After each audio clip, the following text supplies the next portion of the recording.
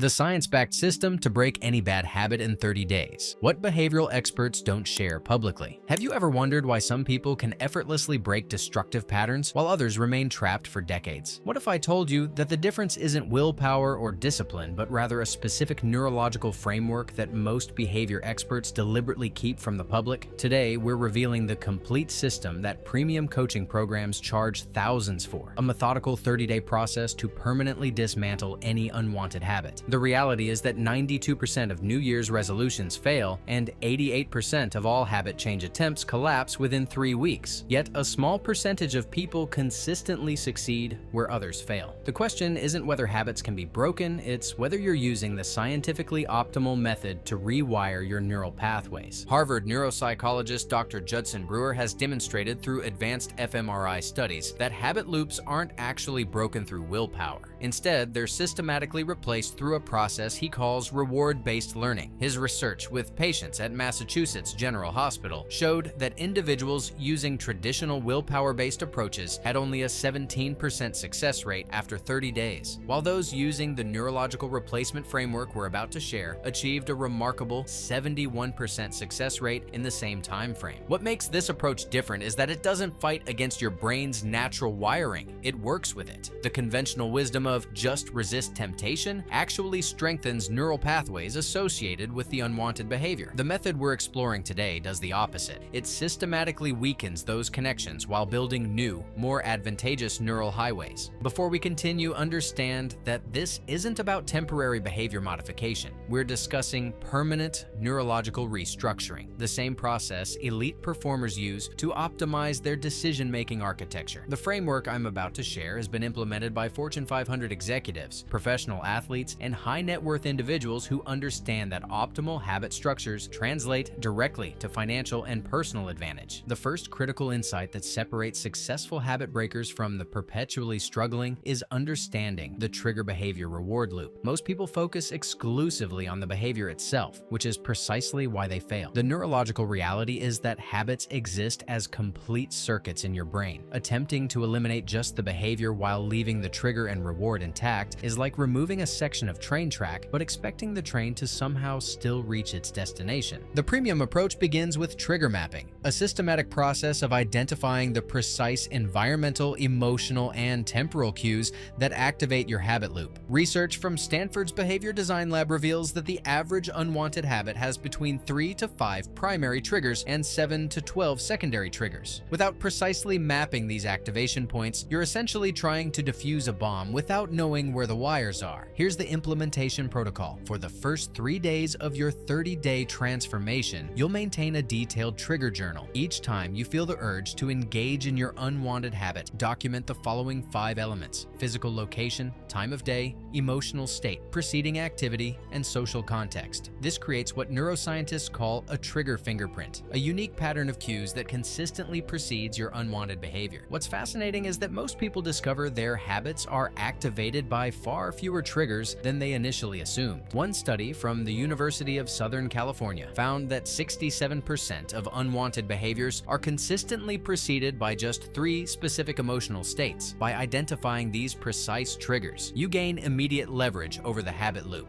Now we arrive at the most valuable insight in the entire habit-breaking framework, what behavioral economists call the replacement principle. This is where conventional approaches and premium methodologies diverge dramatically. The neurological truth is that you cannot simply eliminate a habit. You must strategically replace it with an alternative that satisfies the same underlying reward pathway. This is the critical element that explains why willpower-based approaches consistently fail. When you merely resist a habit, you create a reward vacuum in your neurological system. Your brain, which has evolved over millions of years to seek reward efficiency, will inevitably revert to the established pathway unless a viable alternative is systematically installed. The implementation protocol requires identifying what researchers call the core reward signature of your unwanted habit. Is it providing stress relief, emotional comfort, social connection, status signaling? Once identified, you'll design a replacement behavior that delivers the same core reward but without the negative consequences. For example, one study conducted at Princeton's Neuroscience Institute found that subjects who replaced social media scrolling, dopamine reward, with brief social interactions, same dopamine pathway, had an 86% higher success rate than those who simply tried to reduce screen time through restriction. The replacement behavior activates the same reward circuitry, preventing the neurological vacuum that typically leads to relapse. What's particularly interesting is how this principle applies across different types of habits. Whether you're dealing with procrastination, unhealthy eating, excessive smartphone use, or even more serious dependencies, the underlying mechanism remains consistent. Your brain doesn't distinguish between good and bad habits at the structural level. It simply follows established reward pathways.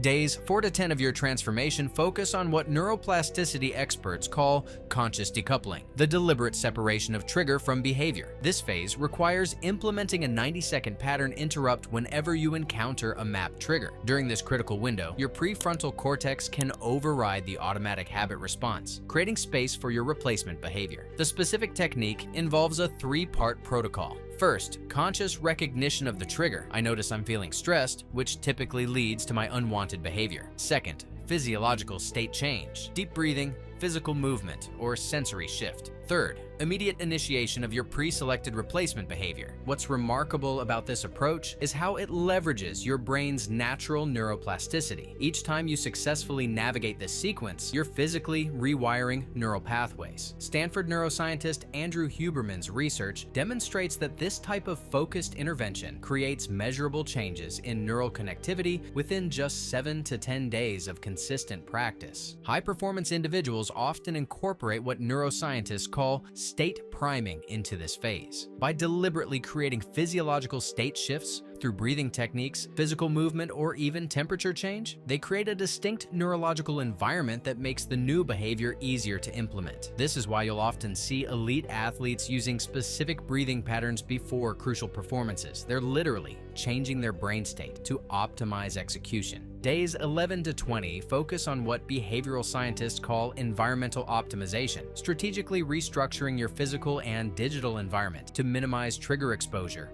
while maximizing replacement cues. This isn't about willpower, it's about intelligent design of your decision architecture. Research from the Wharton School of Business shows that environmental factors influence up to 90% of our daily decisions, far more than most people realize. By systematically modifying your environment, you create what behavioral economists call positive choice architecture, a setting that naturally guides you toward your desired behavior without requiring conscious effort. The implementation protocol involves creating what psychologists call friction asymmetry, systematically increasing the steps required to engage in unwanted behaviors while decreasing friction for desired alternatives. For example, one study showed that people who placed their smartphones in another room while working were 64% less likely to check them compared to those who merely turned them face down on their desks. What's particularly valuable about this phase is its compounding effect over time. Each environmental modification creates what researchers call decision dividends, small advantages that accumulate with every choice point. Over the course of days and weeks, these dividends create substantial behavioral momentum that makes your new habits increasingly self-sustaining. Now we arrive at perhaps the most counterintuitive element of the entire framework, what neuroscientists call strategic failure integration. Most people attempt to maintain perfect compliance during habit change, but research from Yale's Department of Psychology shows this approach actually reduces long-term success rates. Instead, the premium approach incorporates planned response strategies for inevitable moments of regression. When you pre-decide exactly how you'll handle lapses, you prevent what psychologists call the what the hell effect, the tendency to completely abandon goals after minor setbacks. The implementation protocol requires creating a specific 3-step recovery sequence that you'll activate immediately following any lapse. This typically includes immediate pattern recognition without self-judgment, rapid return to your replacement behavior, and documentation of the specific trigger that led to the lapse for future refinement. Days 21 to 30 focus on identity integration, the process of incorporating your new behavioral patterns into your core self-concept. Research from New York University's psychology department demonstrates that habit changes maintained through willpower eventually deplete cognitive resources, while those those integrated into identity become self-sustaining. The implementation protocol involves daily identity affirmation practices, visualization of your evolved self-concept, and strategic social identity reinforcement. By systematically declaring and embodying your new identity, you create what psychologists call cognitive consistency pressure, your brain's natural drive to maintain alignment between self-perception and behavior. What separates this premium approach from conventional methods is its foundation in neurological reality